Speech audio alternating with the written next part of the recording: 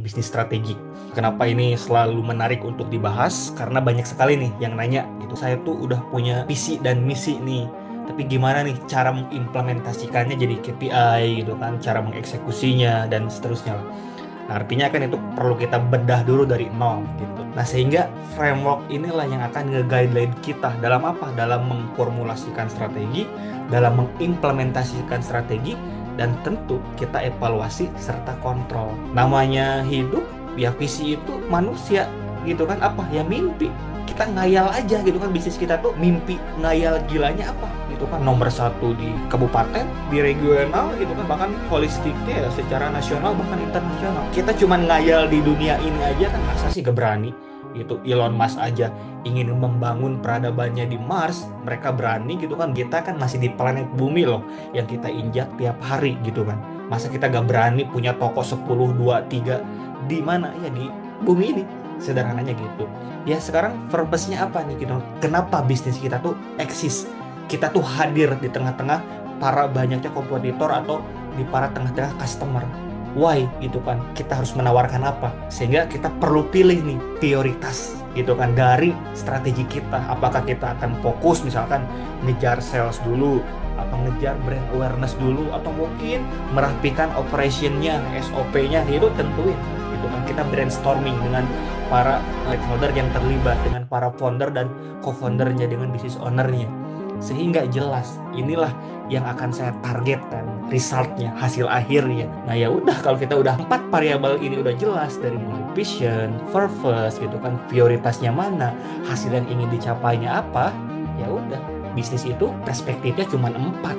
Secara finance-nya gimana, secara perspektif customer-nya gimana, lalu internal prosesnya seperti apa, dan selebihnya kita harus learning and grow gitu dengan balance scorecard. Sehingga jelas nanti apa nih finance, KPI-nya apa, targetnya apa gitu kan, apakah fokus ke net profit margin gitu kan, apakah menekan biaya fixed cost gitu kan, operation dan seterusnya, targetnya seperti apa, project atau inisiatif strategik untuk mencapai resultnya seperti apa gitu dan seterusnya. Contoh misalkan di sini, oke, ini misi saya gitu kan, bisnisnya adalah tentang passion, sehingga visi saya adalah menjadi merek pakaian anak terpercaya di para benak orang tua dengan mempertahankan kualitas, kenyamanan, desain, dan seterusnya.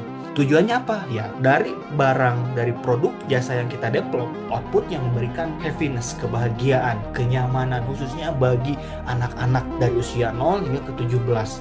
Tapi tetap juga stylish, tetap juga terjangkau harganya. Dan tentunya ibu-ibu, khususnya orang tua, tidak hanya bahwa pakaian itu penutup badan gitu, tapi ada makna di balik situ. Sehingga inilah prioritas strategi saya. Karena kami masih running bisnisnya itu masih usia belum genap setahun atau under di bawah 5 tahun, bahwa kami akan fokus dulu nih pengembangan develop produknya, kualitasnya unggul, ngebangun eksistensi merek, awareness, penetrasi ke pasar gitu kan, dan seterusnya. Sehingga jelas inilah prioritasnya menyesuaikan hasil yang akan kita capai.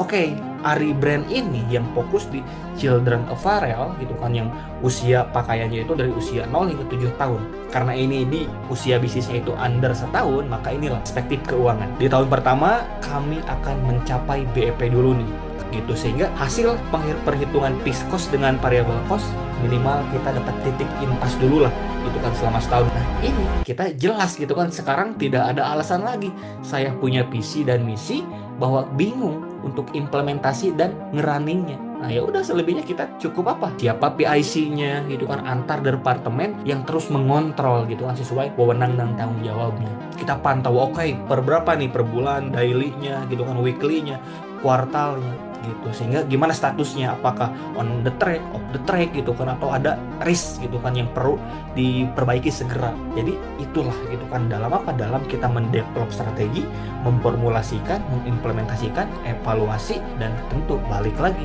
strategi itu fungsinya adalah untuk kita terus adaptif dengan kondisi. Kita selalu aware dengan kondisi untuk bisa menyesuaikan dan meminimalisir loss yang ada.